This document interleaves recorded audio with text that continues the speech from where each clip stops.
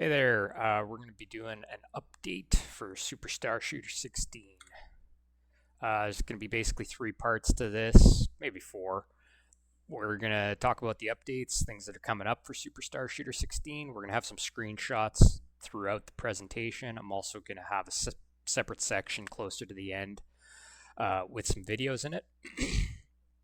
Also, going to have a conclusion section. It's going to be talking about a lot of different projects that I'm involved with, things like that that I just want to talk a little bit about, not necessarily related to Superstar Shooter 16.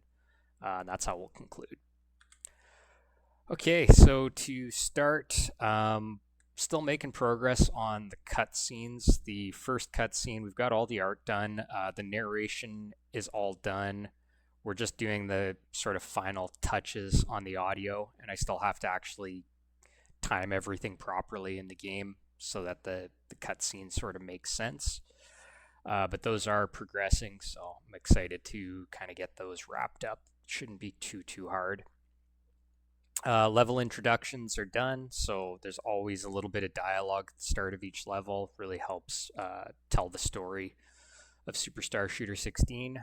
There's some environmental details that are hinted at in the story. Like there's supposed to be a lot of wrecked spaceships in the environment, things like that.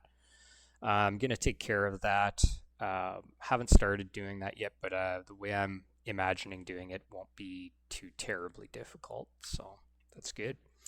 Level select map is implemented. It's been done for a couple months at this point. The asteroid field level is like way better than it was a month ago, so basically calling that done. The Gutty Works level is now done. I'm going to show those screenshots very shortly, and the Nano Bomb Factory level is done as well. So here's the level select map. I think I showed this in the last video, but it's still there. This is the surface of Planet Nanos, kind of doing a trench run style thing. I think it's pretty cool. It's got the audio synths hooked up on the environmental assets, like those pipes that you can see at the top and the walls. Everything kind of glows and pulsates to the music. It's pretty neat. We've got the Gutty Works. This is like a skull themed level. Skulls are a little hard to make out, but if you look closely, you can see that there's like it's like a grinning skull.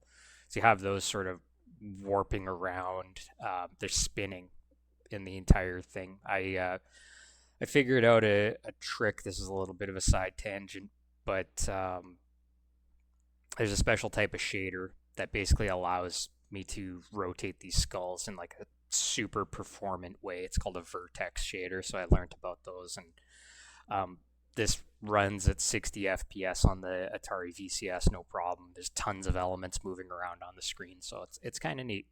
Good little optimization trick there.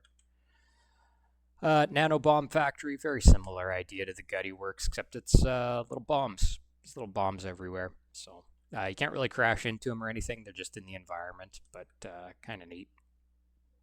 So new mechanics and features continued from the last slide before we looked at those pictures. Got the random access memories level. I'm going to show a screenshot of that coming up. It's in a very good place. It has a bit of like a weird pop-in effect. Some of the assets just kind of appear, which is a little strange. I'm going to have to think about that a little bit. I will get it sorted out though. So I'm calling that one mostly done. The final boss, I would say, is 60 or 70% done. It is playable. It does work. It's not to my level of quality or my standards. It's not up to my standards yet. I'm going to keep working away at it, and it'll just keep getting better. Polish and fixes, there's still tons to do there, to be frank. Fixes, especially like bug fixes, I've been noticing tons of little weird bugs when I've been playing this, but it's because I've been changing lots and lots of things and changing how the game works in some pretty fundamental ways. So yeah, there's lots of fixes to do on that side of things. The random access memory, so here's sort of what it looks like. It's lots of creepy eyeballs, and they're all kind of staring at you. They change between shaders. They're sort of timed to the music as well. They pulsate with the music. It's pretty neat. It's the final boss battle. You can see King Nanos. Our artist actually made a 3D model of King Nanos' head, so you get to shoot at that. He's also got three different shields that come up to prevent damage to him, so it's a pretty neat little scene. Additionally, I have to mention Tony Longworth recorded a special track just for the final boss. I love it personally. I've been playing the game to the track, and like it feels like it fits. It's good. It's appropriate for the scene. Really digging it. So that turned out awesome. And Tony's going to be releasing a video about how he made the soundtrack to this level. It's super cool. He showed me a preview. It's awesome. If you're at all interested about how video games are made or how music production's done, you should go check out that his video because he shows all the plugins he uses and stuff. It's so cool. Okay, I have this new section for stretch goals. I would like to do an eyeball enemy for the random access level. I'd like to do a skull enemy for the Gutty Works. Um, they aren't too terribly difficult to do. It's just like there's a lot of stuff that needs to be sorted out here. So, and it'd be super cool if parts of King Nanos fall off as you shoot him. He has a lot of hit points, so to give the players sort of more visual feedback that they're actually hurting him and actually doing something would probably be a good thing. Because even when I'm playing it, it feels like I can't even tell if I'm hitting him almost, but he does die eventually. You just gotta like shoot him a lot. So yeah, to give that little bit of extra visual feedback would be super good. PlayStation 5 port stuff. I did a build on PlayStation a few weeks back, and like everything just kind of worked. So it was relatively painless. So yeah, cloud save. I don't think it's going to be an issue. Leaderboards won't be an issue. Trophies won't really be an issue. The marketing and marketing copy. We got the marketing copy done anyways.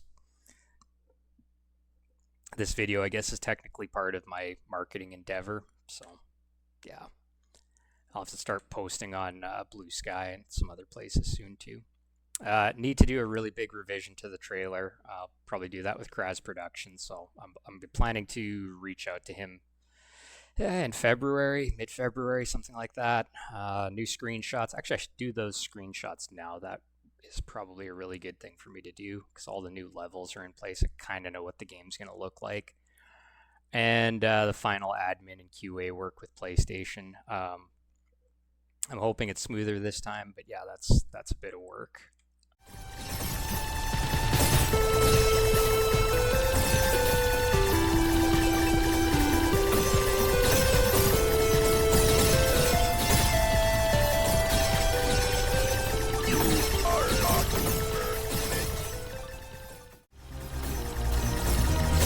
Score bonus multiplier.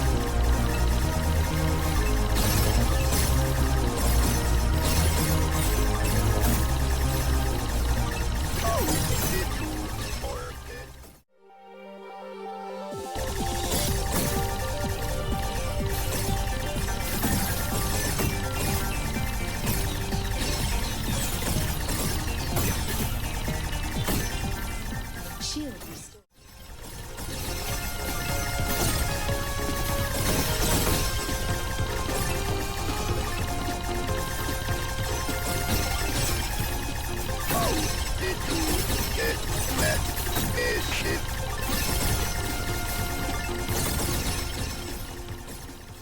Welcome to the conclusion section. So before we wrap this video up, I just want to talk about Super 3D Maze 16 very quickly. It's available on PlayStation, Atari VCS, Steam.